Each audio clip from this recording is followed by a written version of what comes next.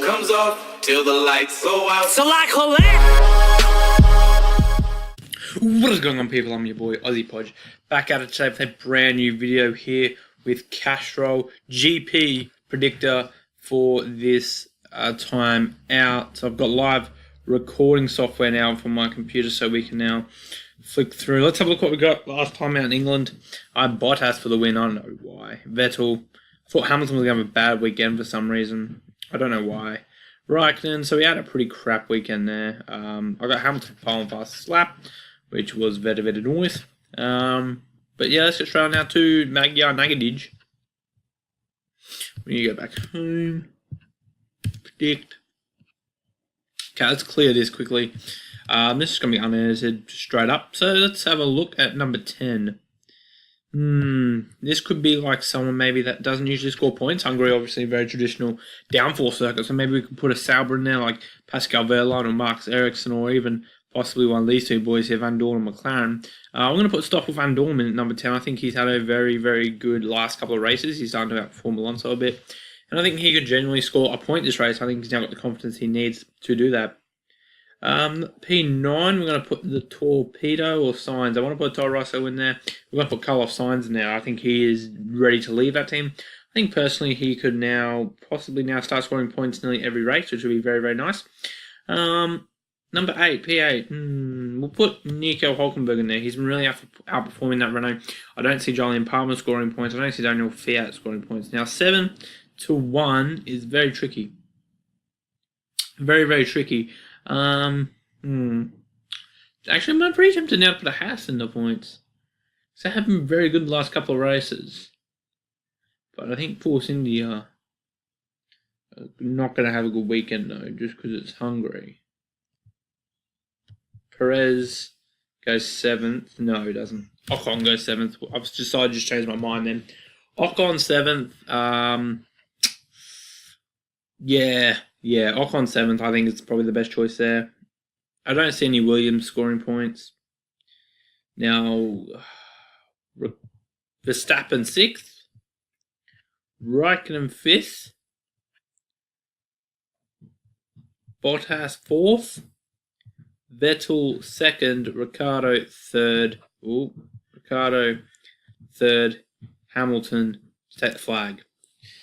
There is the predictions for the race. So we've got Van Dorn, Sainz, Hülkenberg, Ocon, Verstappen, Raikkonen, Bottas. Now I want to discuss all these first. We'll discuss the non-podium finishes first. Van Dorn, I think he's going to have a great race in that McLaren Honda because it's got a very good chassis as seen in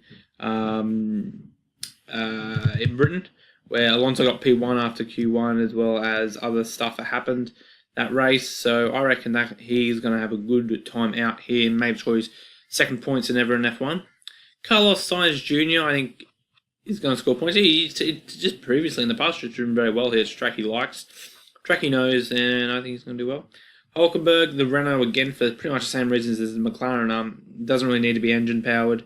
I just seen his name's actually Nicholas, not Nico, like Nico Rosberg, so that's pretty cool. It's a random fact there. But no, I think Hülkenberg could score points here. I mean, no way Palmer's going to score points. Esteban Ocon, he's in really good form at the moment. He's really outperforming everyone really on the grid. That everyone's expectations. That's on the grid this year. I think he's going to do well. Verstappen, I don't think he's just traditionally not very good at these sort of tracks. Doesn't drive very well at Monaco, and he won't, I don't think, drive very well here. He'll get the points. He'll finally still finish a race, but he'll get 6th. Raikkonen, I'm now tempted to move Raikkonen ahead, but Raikkonen I don't think is there. I don't think he wants to drive anymore, really. Pardon me, sorry. I don't think he wants to drive anymore, and I just generally don't see him doing very well.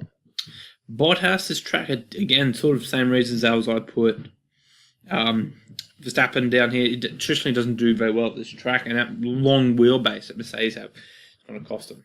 Ricciardo, again, the Red Bull's very good chassis, and he traditionally does drive extremely well at this track. It's probably his best track in Formula 1 here, of course, in 2014. So I'll try for Ricciardo. Vettel and Hamilton, I expect these guys to be battling this weekend for the win. Hamilton also knows the king of Budapest. I think he's going to win. I think Vettel's going to get second, and Hamilton will take championship lead. But also, this is a fact, in the past 10 years, whoever has won in Hungary has not won the championship. So, I wonder if that gets broken this year. Fastest lap. Let's have a look. Why is Giovinazzi there? That's weird. Okay. And why does it say Carlos Sainz is unavailable? That's weird. But we're going to chuck you, Hamilton, and Van Dorn is going to be the most positions gained, I believe. But don't be surprised, as I said earlier, don't be surprised if we see a Sauber in the points this weekend. So, there is the Castrol GP predictor for the weekend. So, I'll run it down one more time. It's Hamilton from Vettel, from Ricciardo, from Bottas, from Raikkonen, from Verstappen, from Ocon, from Hulkenberg, from Sainz Jr., from Van Dorn. And that's been my predictions. I've been your boy, Ozzy Porridge. Make sure to like, share, subscribe, click the notifications button to know when I go live. And peace.